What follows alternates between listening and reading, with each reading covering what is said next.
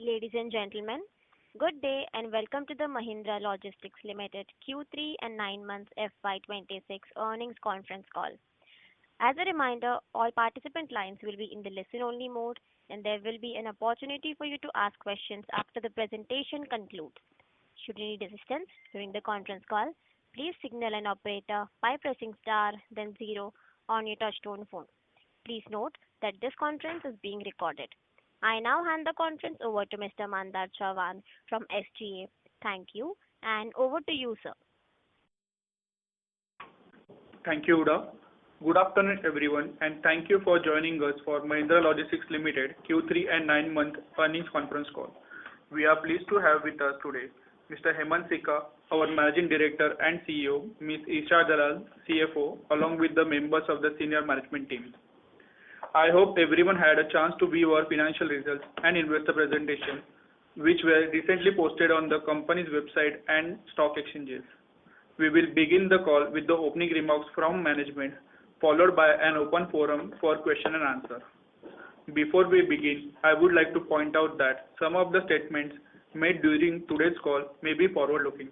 A disclaimer to that effect was included in the earnings presentation. I would like to invite Mr. Sikka to share his remarks.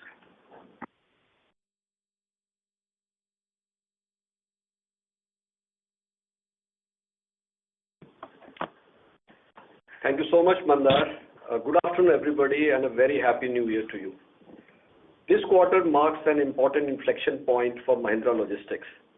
After 11 consecutive quarters of losses, we have turned profitable, a milestone that reflects the decisive actions we took over the past few months. These actions are now visible in our operating outcomes, with measurable improvements driven by sharper execution, tighter cost management, and a more disciplined approach to growth. I must say that while we are still early in this journey, the momentum is clear and we are committed to building on it sustainably. A key enabler of this progress has been the stabilization of our leadership and operating teams. We have strengthened alignment across functions, clarified ownership at the ground level, and re-established execution rigor across regions and business lines. This has led to faster decision-making, more consistent operations, and stronger customer responsiveness. With a stable and aligned team in place, we are now shifting our focus to driving sustained performance improvement. Scaling profitability remains our most important near-term priority. During the quarter, we reinforced pricing discipline, enhanced contract renewals, and sharpened customer-level profitability management. We also chose to step away from a few non-profitable relationships and recalibrated several engagements to reflect the true value of the services that we offer to our customers. These actions are already visible in sequential margin improvement, with further upside as ongoing discussions and cost efficiencies flow through. Let me now turn to a few specific business updates. Let me start with MSPL, Rivigo, our B2B express logistics services. We saw an uptick of 19% in Q3 volumes YOY while maintaining stable yields level. Our gross margin also expanded from 0.2% in Q3 to 2.4% in Q3. This is clearly the manifestation of the multiple initiatives under execution, resulting in improved service levels for our customers, boosted lane utilization, and improved unit economics. This gives us confidence that the foundation of the business is only getting stronger, and we are well positioned for meaningfully scaling this business up. In our 3PL business, Q3 revenue grew by 20% YOY, and our gross margins grew by 27%. A clear indication that our focus on operational efficiencies, rigor, and profitable customers is working. Also, we are selectively expanding our own fleet as we see a clear demand on specific lanes. This is in line with our disciplined approach to capital investments based on utilization, yields, and our return metrics. On the white space opportunities we had highlighted earlier, the execution remains firmly on track. We expect the impact of our actions to become more visible over the next 3 quarters. But let me reiterate that we remain fully committed to our glide path to almost eliminating our white space by September 26. In our freight forwarding business, Q3 revenue grew by 33% YOY, and our gross margins grew by 36% YOY, driven primarily by improved trade flows, operating leverage, and a diversified customer base. I must add here that this is in spite of huge global uncertainties across the trade lanes. This reinforces our view that the business provides a very steady base for improving profitability potential as the volumes grow further from here. In our mobility business, Q3 revenue grew by 38% YOY and our gross margins grew by 18% YOY. Our focus here is on improving the utilization levels for the asset-heavy part of our business. Elite, you know that we have launched a new brand into our premium B2B offering is part of this business, and we are calibrating our fleet expansion strategy based on the strong return thresholds that we are seeing. In our last mile delivery business, revenue and gross margin declined due to pricing pressures and strategic decisions at certain sites. We are in active discussions with our customer and expect profitability to improve from Q4 onwards. At the same time, our focus on operations excellence continues to be recognized. During the festive peak, we won multiple accolades and rewards from leading e-commerce players, including the best quality delivery partner in North India, the best performance in East and South from another client, and similarly, our portfolio, we have received awards for ESG leadership, safety performance from the National Safety Council of India, and supply chain resilience during the festive season. With the debt being paid through rights issue, our interest costs have reduced materially, strengthening our profitability profile further. We continue to closely monitor our working capital requirements. Now let me share my view on the broader industry trends. The festive quarter saw a clear uplift in demand across key sectors supported by festive consumption, GST-related effects, and improved micro stability. While the recovery has been uneven across categories, the underlying momentum strengthened meaningfully versus the first half of the year. In logistics, execution rigor, supply chain preparedness, and having the right set of customers have become clear differentiators, and we continue to focus on this. In express logistics, the industry focus is shifting from aggressive expansion to consolidation and improved asset utilization, signaling a more mature and sustainable phase of growth for the industry. Despite global uncertainties, the overall outlook remains positive and has strengthened over the last quarter. So in conclusion, I want to emphasize that the transformation momentum in Mahindra Logistics is real and accelerating. Our pipeline is healthy, our execution engine sharper, and our internal performance framework far more outcomes driven than ever before. More importantly, our confidence is grounded not in intent, but in actual delivery, in the progress we are already seeing on the ground. With that, I would like to invite Isha, our CFO, to take you through the financials. Isha, please. Thank you, Hemant. Let me now give a brief on the consolidated financial performance for Q3 and 9 months of FY26.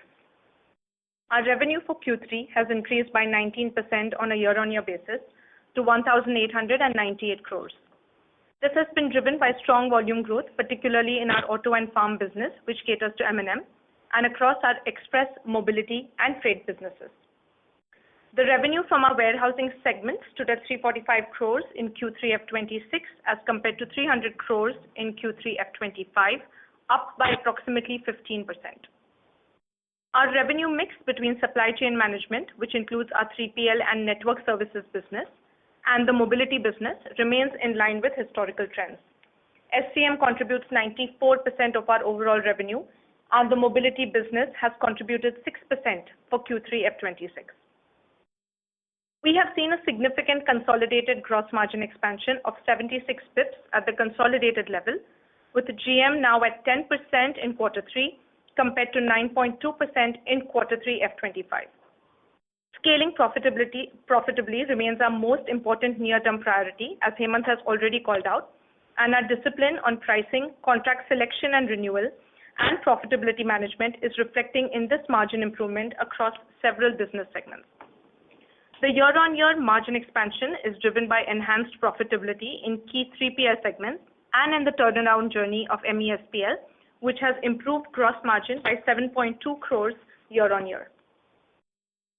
This consolidated gross margin improvement has also resulted in an improvement in EBITDA, which has grown at 40% year-on-year to 102.8 crores, up from 74 crores in Q3 F25. Our reported PAT for the quarter stands at 3.3 crores. However, operational PAT is 9.2 crore rupees after removing the tax-adjusted impact of exceptional items. As you are all aware, in accordance with the new labor codes, the company has currently estimated the incremental impact on retirement benefits to be 7.36 crores in the consolidated results and 4.76 crores in the standalone financial results, which has been presented under exceptional items. It is the impact of this item that I am adjusting while calling out the operational PAT for the quarter. On a standalone basis, we had no debt for 31st December and our consolidated gross debt stands at 64 crores.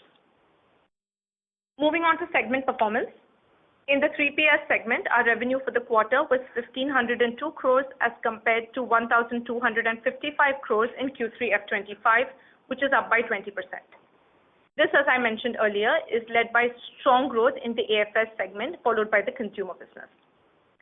Our gross margin for quarter 3 was 165 crores as compared to 130 crores in Q3 F25, which is a growth of 27% in 3PL.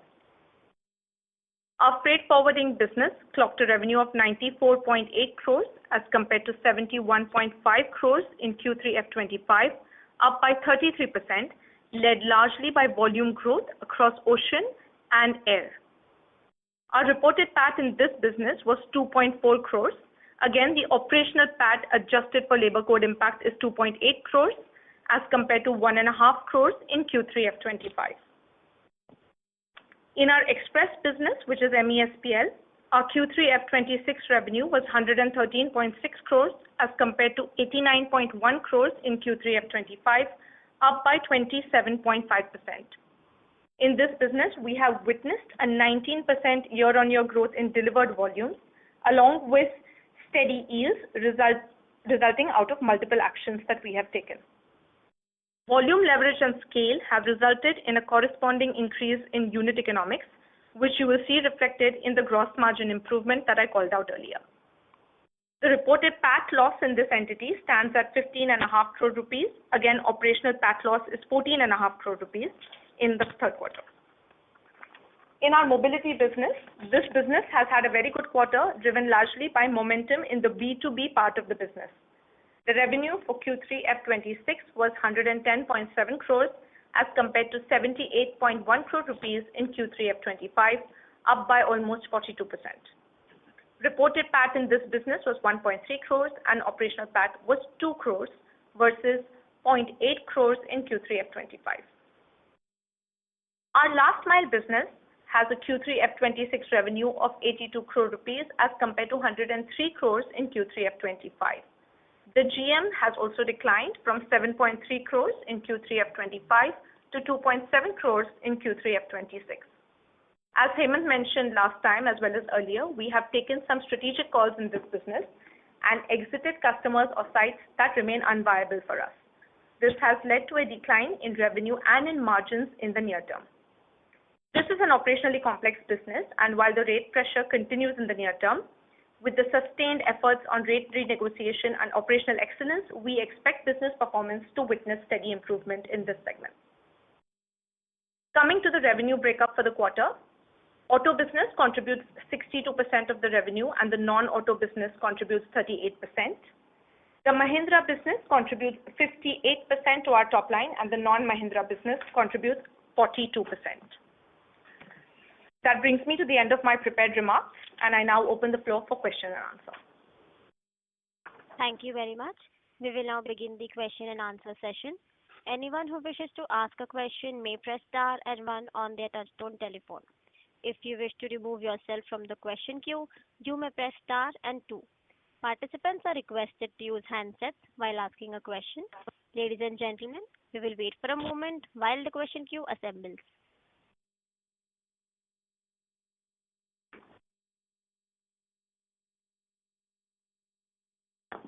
The first question is from the line of Alok Deora from Motilal Oswal. Please go ahead. Good afternoon. And congratulations on good numbers. Just had a couple of questions. So first is on the express business. We saw very strong traction there, be it YOY or even as against the second quarter. So just wanted to understand what led to this kind of volume growth, which we have not seen since the longest time. And also, was it like because of the GST rate cut, we saw some bump up in volume which may not sustain ahead? Any color on that? That's the first question. Second question is that, despite such high volume growth and revenues in this in a quarterly basis, the EBITDA really has not moved much. So when can we really expect the break-even to happen here? I mean, what kind of volumes we would require for that? Yeah, that would be my questions. Thank you, Alok. So let me answer the second part first. As you have seen that in the quarter two, which was quarter two of this financial year, we had just turned kind of positive on gross margin. This time we have further upped the gross margin from, let's say, 20 lakh to about 2.4 crore in quarter three. Further, we feel that the actions that we are taking on the ground, which is in terms of driving more volumes, putting more feet on street, maintaining a high net service levels, better engagement with our clients, making sure that our lane utilization, both for volume and weight, remain at a very healthy level, ensuring that the backward lane consolidation is again done with various verticals within MLL. So all these are levers that the team is really focusing hard and making sure that we execute a very tight game on this. This is leading to better gross margin and better EBITDA performance, as you have seen from quarter two to quarter three. We are, I would say, not achieved EBITDA positive in this quarter, but I can just tell you that we don't give a guidance, but we are very close to a EBITDA break-even level. Sure. Just on the first question on the volume, what really happened in this quarter? So volume is a lot better execution. We have engaged with our customers in a more holistic manner. We have internal dashboards that we are now monitoring at a daily basis. There is a very strong rigor which is happening. Our NSL has actually improved month on month, so that is also giving better customer satisfaction. So I would say it is multiple levers which are all standard first principle levers of any business, that you execute very well, you satisfy your customers well, make sure you run a tight ship, and that is what is leading us to win more and more businesses from our customers. I think that this volume is sustainable, and we should in fact do better from here. Got it. So it was not really the one-off, deferred demand in October. It's more. You're saying it's more a stabilized quarter only, and we would have done a similar run rate in January also, without out the number. Alok, the business is varies from quarter to quarter because the whole GDP varies from quarter to quarter. Quarter three is always a high intensity quarter for us. Quarter four is also a good quarter, but I would say that you can't take one quarter and multiply by 4, but it is, there is some variability in quarter to quarter. All I can tell you is that we are winning customers, we are executing well, and that gives us confidence that we should be able to do better from here. Sure. Yeah. That's all from my side. I'll come back in the queue if I have more. Thank you, sir. All the best. Thanks, Alok. Thank you. The next question is from the line of Krupa Shankar from Avendus Spark. Please go ahead. Hi, good afternoon, and thank you for the opportunity. Congrats on great set of numbers. My first question it will be on a clarification. You did mention that the Mahindra Group contribution this quarter was about 58%. What was it last year at the same period? It would have been in a similar range, maybe slightly lower than that. So it has gone up slightly this quarter. Just why I'm trying to build on it is because we did see a very strong growth in the 3PL business. Just wanted to get a sense on whether the growth is coming in primarily from Mahindra and the auto piece picking up materially, or have you seen some traction around other sectors as well? If you can throw some light around that, please. Yes, sure. So there is no doubt that the volume growth in the M&M business, and everybody knows the volume growth there, that is also publicly disclosed, does help our business as well, since we do service the Mahindra and Mahindra auto and farm business. So yes, that has contributed to the strong growth, but there is also a growth in the other verticals, as I called out in my remarks. We don't disclose the growth segment by segment at a 3PL level, but I can tell you that we are adding customers, and as Hemant said, executing well and growing across our various segments as well. But yes, there is no doubt that the growth of the Mahindra business does help us. Got it. And with respect to white space reduction, I think Hemant had called out last quarter that there was a 20% reduction. And this quarter, any commentary around how much of white space reduction have we seen? And of course, your commentary on by reducing it by 95% by September 26 holds, right? So some comments on that, please. So Kripa, I would suggest that we will not share how our reduction is going on, because you would appreciate that any information like this leads to pricing pressure on us.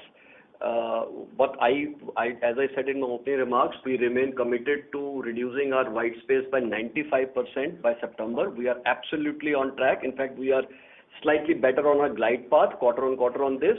And this we are committing that this will happen. Got it. Understood. Last from my side on the express business. Now, typically, earlier it was communicated that there is a certain tonnage which was required to achieve your EBITDA break-even or PAT break-even. Now, while the growth has been quite strong on the tonnage side of things, 19% YOY growth, and you are on path, is it possible to mention what would be the extent of further tonnage required for getting the maximum efficiency with respect to your gross profits or gross margins, or what you are targeting? Kripa, I would suggest that we think about this business turnaround not in tonnage terms at all. Let me tell you that I can pick as much tonnage as I want from the east of India if I just drop, let's say, 3 rupees a kg. Okay, I can pick as much tonnage as I want, but that doesn't help the business overall. So I would suggest that we should think about this in terms of both tonnage and yield. I can tell you that while our tonnage has improved in this quarter, we have been able to maintain good yields. And that is what is leading to this good performance financially. I again reiterate that we are very focused on turning this business a bit positive, and we are pretty close to it now. Understood. Thank you for answering my questions. Thank you. Ladies and gentlemen, anyone who wishes to ask a question may press star and one on their touchtone telephone. The next question is from the line of Jinesh Joshi from PL Capital. Please go ahead. Yeah, thanks for the opportunity. Sir, I just wanted one clarification. In the opening remarks, you mentioned that in the B2B express business, our yields are steady. But if I look at the revenue growth, it was at about 30%, and volumes were up by about 19%, which essentially implies that yield growth was quite healthy. So if you can just clarify whether yields were steady or have we seen an improvement?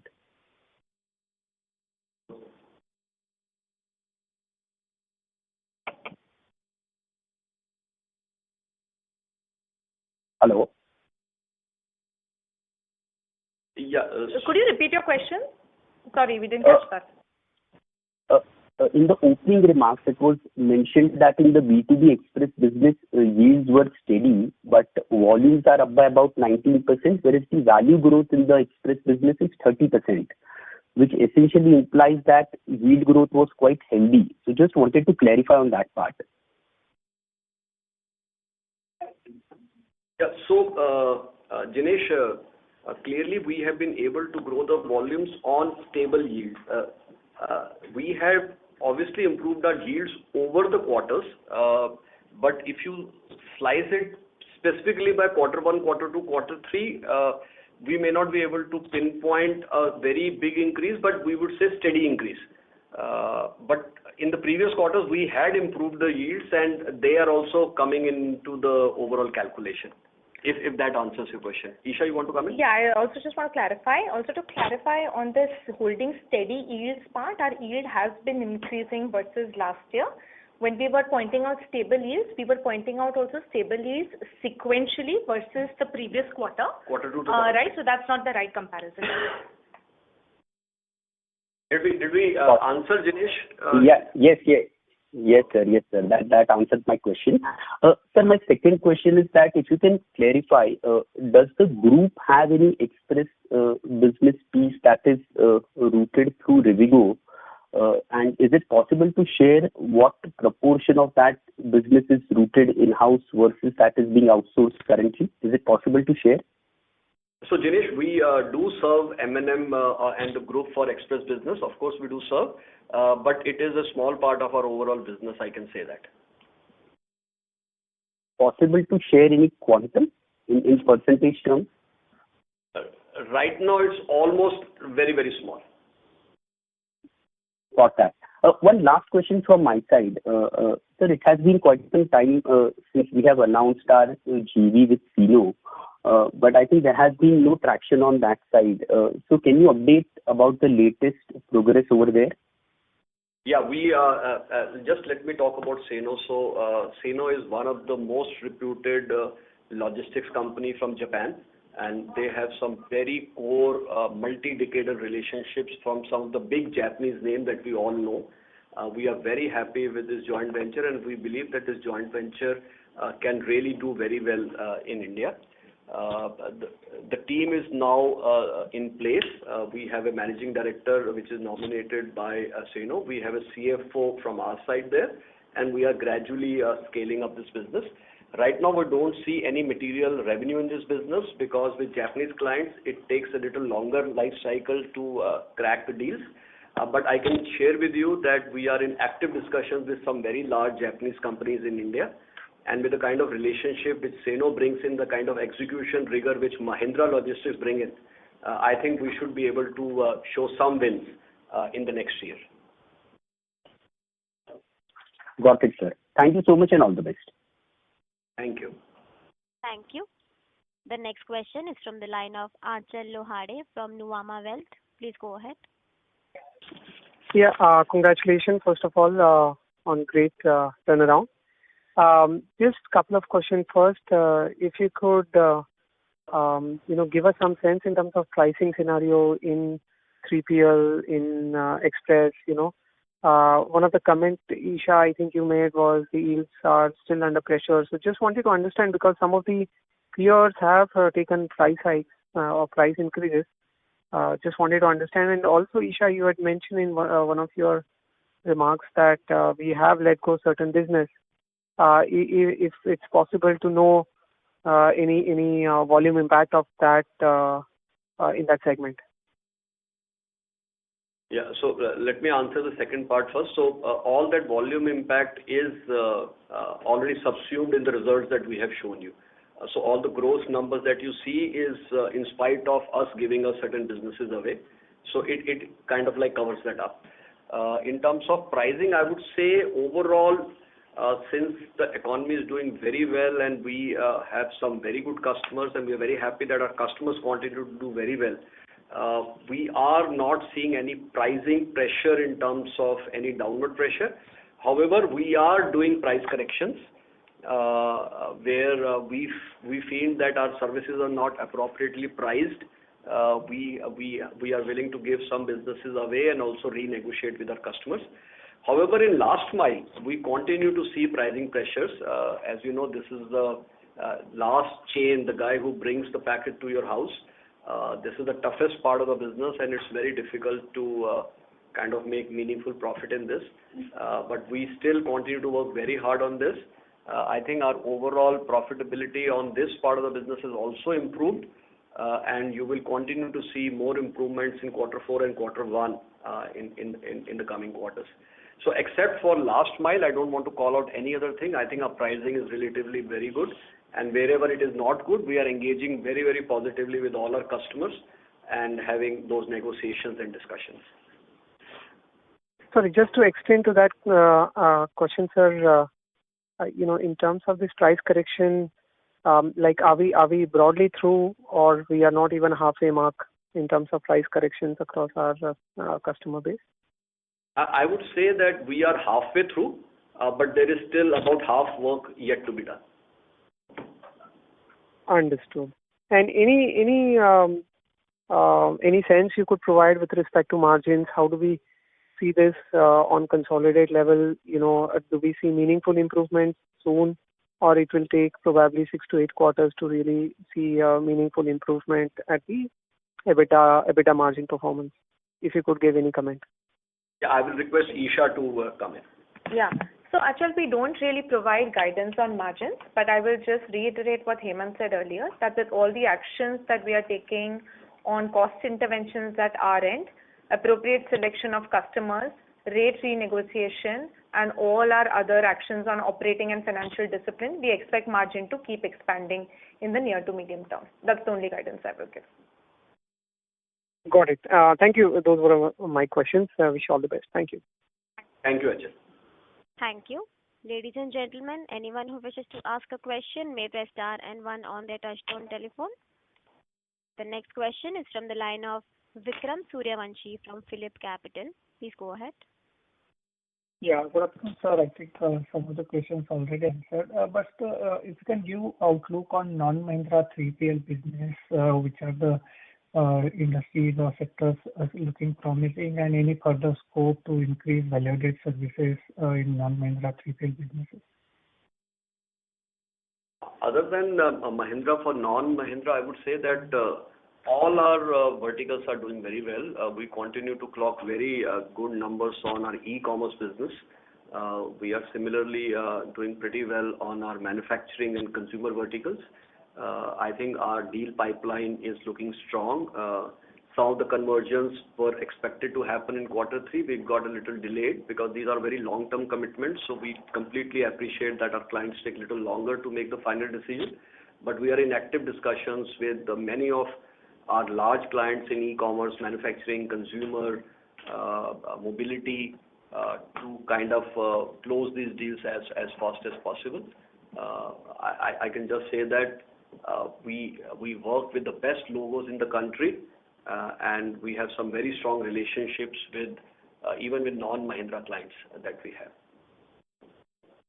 And just on challenges in last mile, is it like just a competition is a major challenge, or are there any other challenges which we can turn it around from our own in terms of last mile business?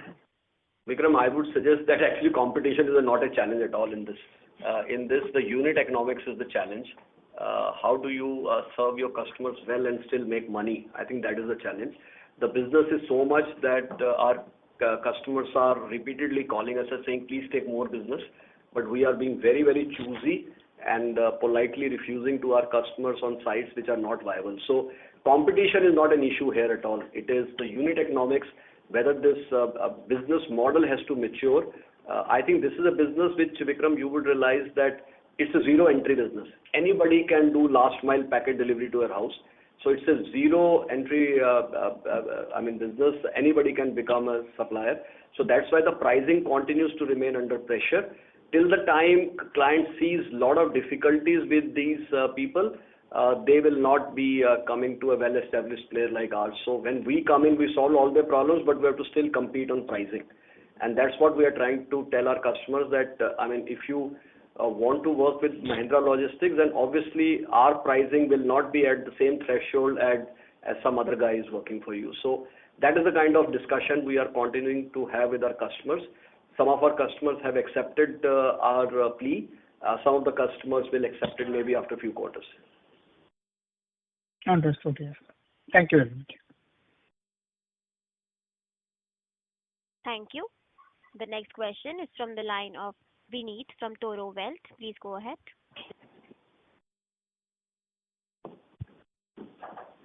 Sir, my question was with respect to the B2B business. I mean, after the integration of SML Mahindra, is there any impact on our volume growth that we see because of that particular integration from the Mahindra's business standpoint? So we are very happy that this acquisition has been done by one of our largest customers. So we have started engagement with the team on the ground, and we are very confident that going forward we will start winning business from them as well. So this is a good thing for us. Okay, and was there any impact in our Q3 performance with respect to that? No, or not yet. We have started work in Q3 because our solution is not that we will just do what other people were serving that company earlier. We want to add a lot of value to our clients, so that's why we have to do complete network planning, network optimization, make sure that we put the right kind of value to our very large customers. So this is kind of work which currently our teams are doing. As we finish this work, then there will be pricing discussion with our client, and then we will start. So I think this should take about a quarter more. Okay, and do we see it as a significant portion of our financial performance? I won't call that out yet because we are very early stage of our discussion. Understood. Thank you, sir, for taking my question. Thank you, Vinit. Thank you. The next question is from the line of Navneet, an individual investor. Please go ahead. Hi, Mr. Sikka. This is Navneet. So my question is, up until last year, you had the company had outlined a vision, in terms of top line where it wanted to reach. Of course, you took over as the CEO just about 7-8 months back. That vision is not there currently in the presentation. So, with the new leadership team, do you think you would be coming out with a vision statement on where you want to take the company in the medium term or in the long term? Absolutely, we will do that. So currently, you know that we have been in a very strong turnaround execution phase over the last 2.5 quarters. And now that we will stabilize this over the next couple of quarters so that you and all our investors get confidence that this performance is for real. And in the meantime, we will start work on our long-term vision, which we will share with you in due course. But we are beginning to start that work. Okay, just wanted to know that. Thank you so much and all the best. Thanks, Navneet. Thank you. The next question is from the line of Krupa Shankar from Avendus Spark. Please go ahead. Yeah, thank you for the follow-up. One question on the freight forwarding business.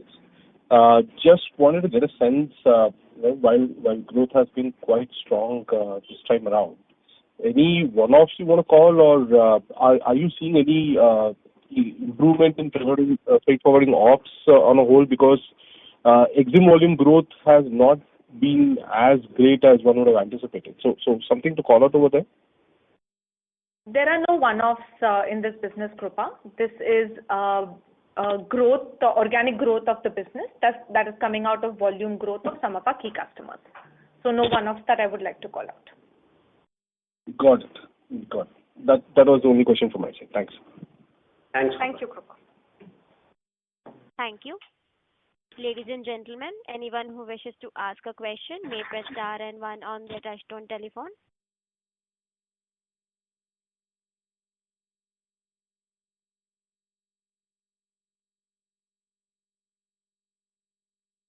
The next question is from the line of Pradeep Panchal, an individual investor. Please go ahead. Yeah, hi. So you mentioned there is 58% from Mahindra.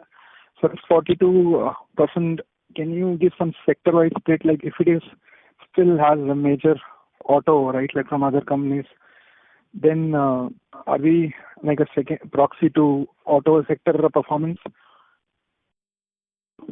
Yeah, so 62% of our revenue does come from auto. Large part of that is Mahindra, and some small part of it, you can do the math, is from the other customers. I would just say, Isha, it's auto and tractor and trucks and everything. So it's like not only passenger car, but this includes the whole auto, tractors, truck, two-wheelers, everything. That's right. But no, as far as the other sectors or our exposure to other segments we will not be providing that split.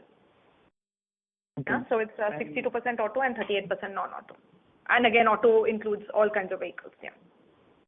So, like, this is like a major proportion. Is there a plan to also include other sectors, not just other companies, like, when we are acquiring new customers? Yes, Pradeep, that's one of our continuous work, and that's why we are focusing very strongly on our other verticals of e-commerce, where we continue to do very well. On manufacturing and consumer, we are scaling that business up, and you will see results in the next few quarters on both these verticals. So we continue to do. You have seen how mobility and freight forwarding have done well. So we are a fully integrated player, and we don't, in our own working, never prioritize one sector over the other. We want to grow our business across all our verticals, across all our segments. Sure. Yeah. Thank you. Thanks, Pradeep. Thank you. The next question is from the line of Disha from Sapphire Capital. Please go ahead. Hello. Yes, Disha, please go ahead. Yeah, am I audible? Yes, audible, loud and clear. Yeah.